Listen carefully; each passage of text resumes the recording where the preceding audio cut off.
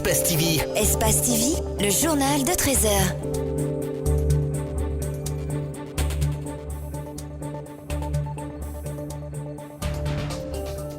L'ancien vice-président de l'UFDG a gagné son procès devant la cour d'appel contre la direction actuelle du parti. Bahouri doit normalement réintégrer le bureau politique du parti conformément à la décision de la cour. Le prix du Lépi connaît une hausse depuis quelques semaines suite à une campagne de valorisation lancée sur les réseaux sociaux. Nos reporters sont allés à la rencontre d'un économiste et des fabricants pour expliquer cette hausse.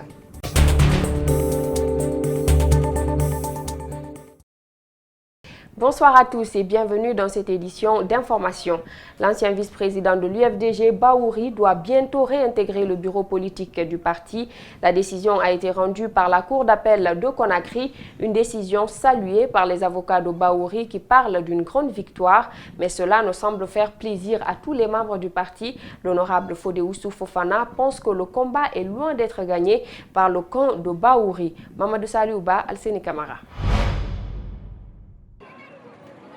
Après plusieurs années d'exclusion, Bahouri pourrait bientôt réintégrer son parti, l'UFDG, et récupérer son poste de premier vice-président. La cour d'appel de Conakry a tranché, le camp de Cellou Dalein Diallo est vaincu. Les avocats de Bahouri ont très rapidement commenté leur victoire. C'est la victoire de la justice parce qu'elle ne s'est pas dédite. La décision qui avait été rendue en première instance, si elle a été confirmée en appel par 3 magistrats, c'est parce que le premier juge ne s'est pas trompé sur toute la ligne. Donc moi je dis que c'est la justice qui a gagné, ce n'est pas Bahouri, mais c'est plutôt la justice qui a gagné. L'arrêt de ce mardi confirme une décision rendue en première instance. Celle-ci annulait l'exclusion de Bahouri de l'UFDG. Mais le camp de Cellou Dalein Diallo est toujours serein, estimant que rien n'est encore perdu. Je pense que les procédures judiciaires ne sont pas terminées. Nous attendons le compte-rendu de nos avocats que nous avons commis. Ils vont nous dire exactement de quoi il s'agit. Et la direction nationale du parti se retrouvera. Et comme ça, la position du parti sera donnée. À cette phase-là, je ne peux pas faire de commentaires. Pour moi, c'est un non-comment. Les avocats de Cellou Dalein Diallo comptent saisir la Cour suprême. Ceux de Bahouri parlent, eux, d'un procès déjà terminé.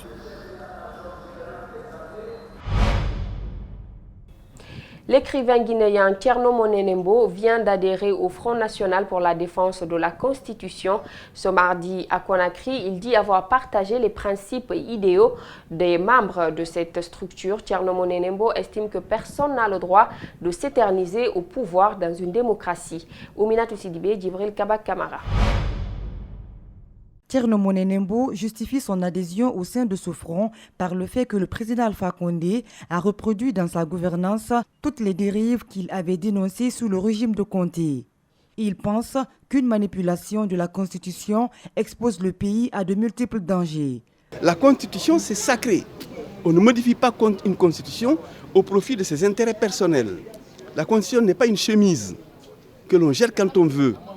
Il faut respecter la loi en Guinée. Et les premiers qui doivent la respecter, cette loi-là, ce sont ceux qui gouvernent. Si les gouvernants eux-mêmes violent la loi, où va-t-on ? La Constitution est un texte sacré qui régit l'organisation des lois du pays, indique le tout nouveau adhérent au FNDC. Selon lui, le président Alpha Condé agit pour ses propres intérêts. On peut modifier une Constitution, c'est évident, mais en dehors de toute préoccupation électorale. Ce n'est pas parce qu'il est au bout de ses 2 mandats qu'il va modifier la Constitution. S'il l'avait modifié tout au début, la Constitution est imparfaite, on va faire ceci et cela, j'aurais compris. Et de toute façon, il a été élu sur la base de la Constitution ancienne. Dans ce combat, Thierno Monenembo est ravi de constater que c'est la société civile qui est devant. Il suggère à tout le peuple de créer une vigilance citoyenne afin de perpétuer la démocratie. La démocratie, c'est la vigilance. La démocratie n'est pas un don. Personne ne donnera la démocratie. La démocratie est un rapport de force permanent. Si on donne toutes les forces à un homme, ça n'est fini pour le peuple. Il faut des contre-pouvoirs, il faut des garde-fous. Et ces garde-fous viendront d'abord et avant tout de la société civile, des syndicats. Le directeur des opérations du FNDC s'est à son tour réjoui de cette adhésion. Pour Ibrahim Diallo, le front s'agrandit et est déterminé à jamais à faire le combat, quel que soit le prix à payer. Le Hajj 2019 commence le 10 août prochain. 10 000 pèlerins guinéens sont attendus et pour l'instant, les inscriptions sont arrêtées. C'est ce qu'affirme le secrétaire général adjoint des affaires religieuses dans une interview accordée à notre rédaction. El Hadj Karamo Diawara rassure que toutes les dispositions sont prises pour le déroulement du pèlerinage. Il s'agit entre autres de la compagnie aérienne qui est connue, les hôtels et les guides. Tout serait en place. Alseni Bari, Tierno Sadouba vous explique en détail les préparatifs de ce Hajj 2019. Ligue islamique, 13 heures. Pas grand engouement, mais les préparatifs sont en cours. Sur 2000 pèlerins qui doivent s'inscrire au niveau du secrétariat des affaires religieuses, 1500 sont déjà enregistrés. 6000 autres doivent s'inscrire au niveau des agences de voyage. Mais ce chiffre est loin d'être atteint. Malgré cela, l'inscription est arrêtée. Pour le moment, Ethiopian Airlines, c'est la compagnie retenue. Donc ils seront informés de leur départ, date et leur convoi, au moins 10 ou 15 jours avant le départ de leur convoi. Et troisièmement, ils seront tous confiés à un guide. Chaque 50 pèlerins seront confiés à un guide qui vont se familiariser avec ces guides à partir de Conakry ici.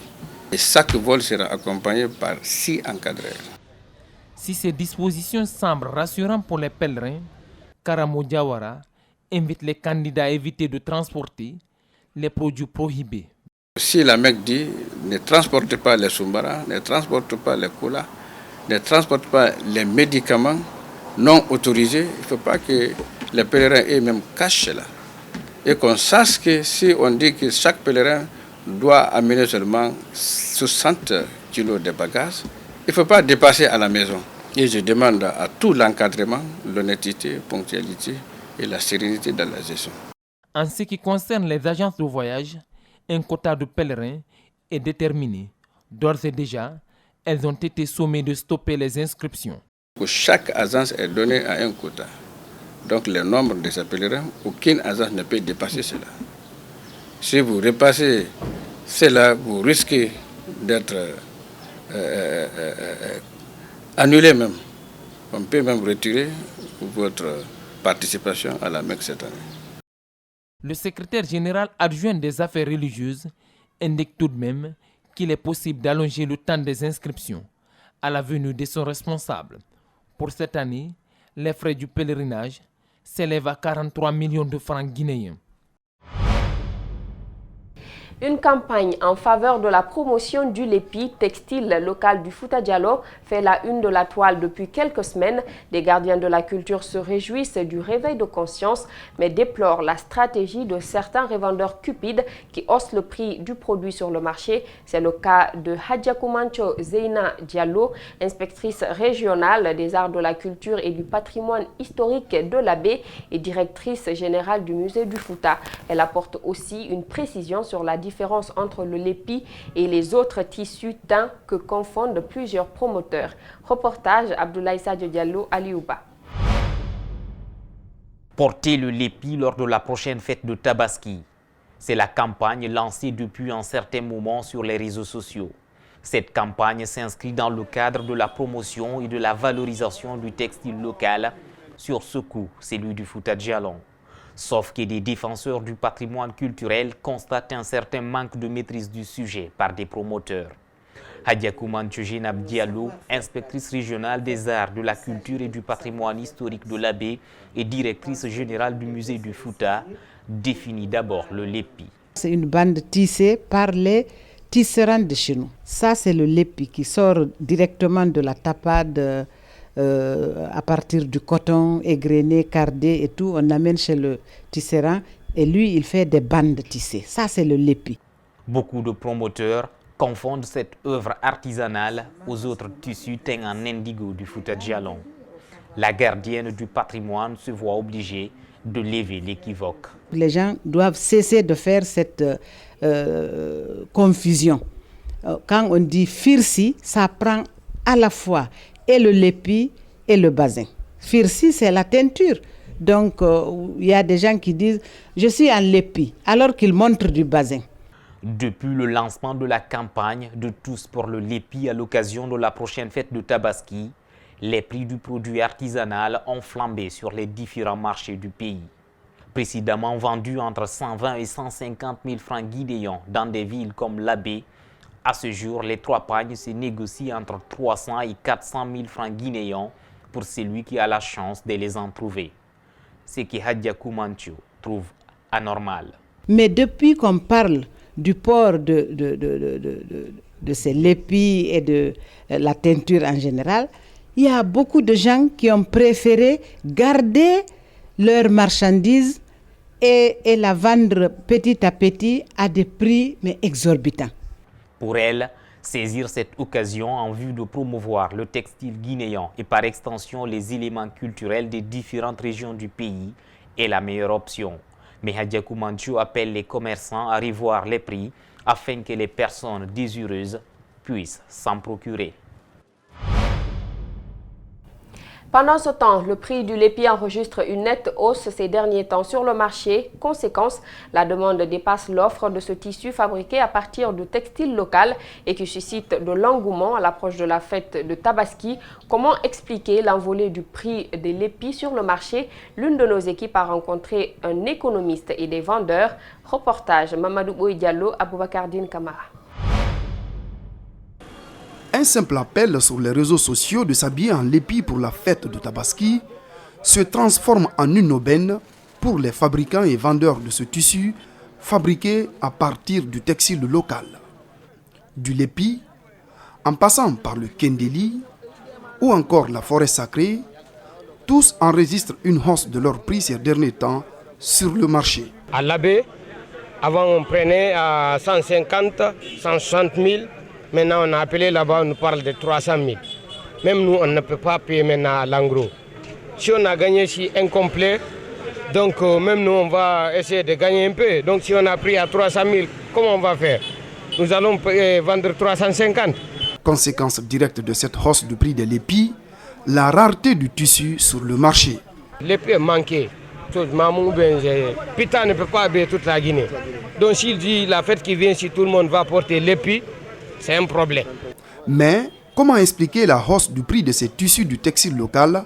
Cet économiste apporte des précisions. Les acheteurs professionnels, ceux qui distribuent, ce qui font que les pagnes quittent les villages, en tout cas les lieux de production pour arriver dans les villes, ont compris qu'il y a un engouement, il y a une demande anticipée qui est plus importante. Du coup, ces acheteurs se sont mis en fait à surenchérir pour obtenir le stock existant. À terme, le prix du lépi risque de chuter. Un phénomène économique qui rime avec une forte demande. Le prix va se stabiliser. Cette hausse telle qu'elle est enregistrée, c'est une hausse temporaire. Des prix du lépi en hausse se répercutent sur le consommateur final, obligé de supporter la loi de l'offre et de la demande.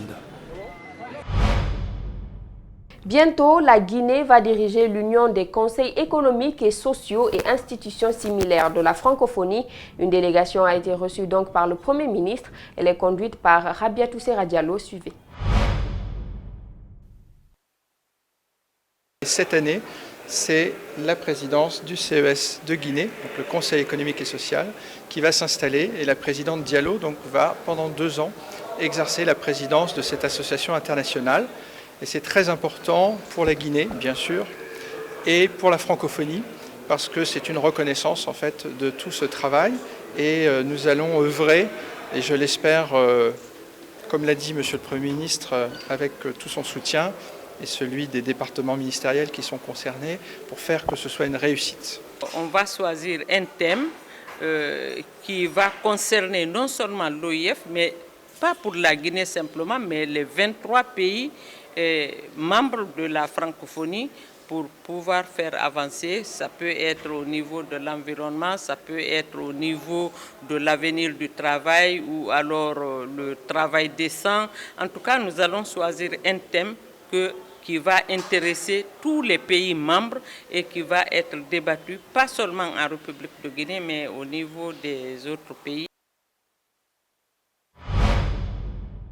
Le feuilleton sur l'AGEPI se poursuit. Moussa Ibn Konté a porté plainte contre 6 membres de l'association, dont son président Alpha Abdoulaye Diallo pour coups et blessures. Les personnes incriminées ont été entendues à la DPJ de Kaloum ce mardi matin. Je vous propose de suivre l'une d'entre elles au micro de Djibril Ba.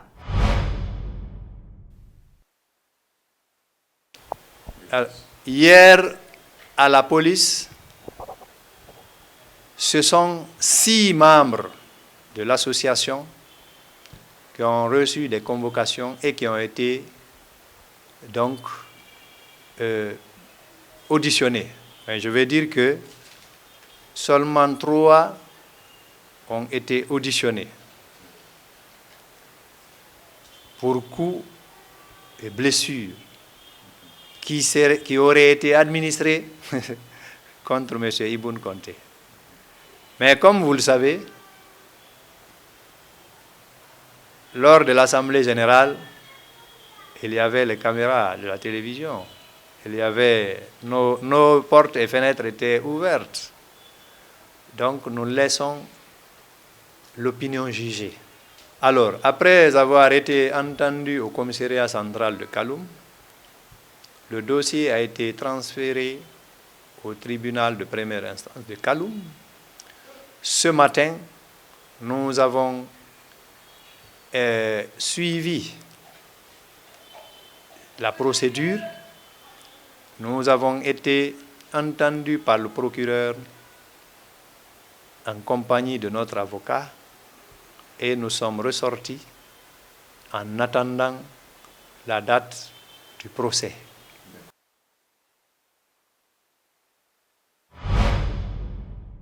Démolition d'une école dans le quartier Yataya Plateau. Depuis 6 heures du matin, les citoyens de ce quartier et les agents des forces de l'ordre s'échangent des projectiles et des gaz lacrymogènes. D'après les témoignages des voisinages de l'école, un groupe de loupards accompagné d'hommes en tenue sont venus démolir l'école à 4 heures du matin et la vider de son contenu. Abdourahmane Ba et Ibrahim Sori Kamara. Image triste de l'école publique de Kobaya Plateau, très tôt ce matin complètement détruite. Des portes défoncées, les tables bancs vidées des salles de classe. Cet endroit ressemble au décombre d'une zone dévastée par un ouragan. Il y avait des policiers, des loupards, des jeunes, je ne sais même pas d'où ils viennent. Il avait des armes, tout quoi, on ne pouvait rien faire. Donc on était obligé de se regrouper aussi en groupe pour les chasser d'ici. C'est en ce moment, les jeunes se sont rassemblés avec quelques sages du quartier. On les a dit de quitter. Bon, ils aussi nous disent de rentrer. On a refusé. Il y a eu un peu d'essence de cailloux et ils ont commencé à fuir. Ici, c'est plus de 800 élèves qui ne savent plus à quel sein se vouer. Une situation inquiétante à l'approche des examens de fin d'année. Pourtant, une partie de cette école est construite par des fonds de cotisation des citoyens du quartier. On a collecté quelques fonds et on a construit ce bâtiment. On a dit à l'État de nous aider. Et aussi, ils sont venus. Ils ont construit les restes, les 6 classes que vous voyez derrière ici. Maintenant, il y a un monsieur qui vient. Il dit que notre zone là appartient à son grand-père. D'après les témoignages recueillis sur place, c'est un particulier qui revendique ce domaine. Et à voir ces images, l'État est impuissant puisqu'il s'agirait d'une zone déclarée réservée. Comme c'était une zone réservée, on a dit à l'État de nous aider pour qu'on ait une école publique dans nos quartiers. On a souffert ici pour que les enfants aussi, de ceux qui n'ont pas les moyens, puissent étudier. Ils nous ont attribué des documents, même si je ne me trompe pas, on a un titre foncier pour ici. Et le ministère de l'Éducation aussi est au courant de ce qui se passe ici. Avant notre arrivée sur les lieux, des affrontements entre des jeunes et les forces de l'ordre étaient intenses et plusieurs jeunes ont été victimes de coups et blessures légères. Un mot de football pour terminer cette édition d'information. La Guinée joue aujourd'hui contre le Nigeria. C'est un match important et qui retient toutes les attentions en Guinée. Comme il est de coutume, les 2 entraîneurs Gerno Rohr et Paul Put ont conféré avec les journalistes sur leurs priorités. Nos envoyés spéciaux à Alexandrie en Égypte, suivez. Dans cette traditionnelle conférence avant-match, le sélectionneur du Nigeria est optimiste. Pour lui, la qualification sera obtenue avant la dernière journée. Là où on se dit on a une chance peut-être de prendre le dessus, c'est que derrière, ils ont parfois des petits soucis. Ils ont eu aussi des blessures. Il y a un joueur qui a dû partir après le match contre l'Égypte qui était blessé. Et non, on sait que ça va être un match très très difficile. Et ça risque de se jouer encore une fois avec un but d'écart. Et je pense que la Guinée est évidemment dans ce groupe l'équipe la plus difficile à jouer. Et on a l'occasion demain de montrer dans notre confrontation directe que nous sommes capables de les battre. Côté guinéen, l'entraîneur du Sili National, Paul Put, est rassurant. C'est le même groupe, on fait confiance. Moi, je fais confiance aux joueurs. Les joueurs ont confiance en moi. On a dit juste au début qu'on a fait une présentation aux joueurs, on essaie pour nous, comme staff technique, de gérer. Parce qu'il y en a des joueurs qui ont joué beaucoup, il y en a des joueurs qui sont moins joués. Alors physiquement, il faut essayer de gérer, mais je pense qu'on a bien travaillé sur ça. Dans cette poule B, après la première journée, c'est le Nigeria qui occupe la première place avec les 3 points. Grâce à sa courte victoire 1-0 face à l'équipe burundaise, la Guinée a été tenue en échec par le Madagascar qui joue pour la première fois de son histoire une phase finale d'une Coupe d'Afrique des Nations. La Guinée, elle joue sa 12e participation. Donc ici, sur ce terrain mythique et historique, face au Nigeria, la Guinée n'a pas droit à l'erreur. Il faut se relancer dans cette course pour espérer une qualification avant la 3e journée contre le Burundi. Voilà, c'est la fin de cette édition d'information. À tous, merci de l'avoir suivi. Merci également à toute l'équipe technique. L'actualité se poursuit sur Espace TV.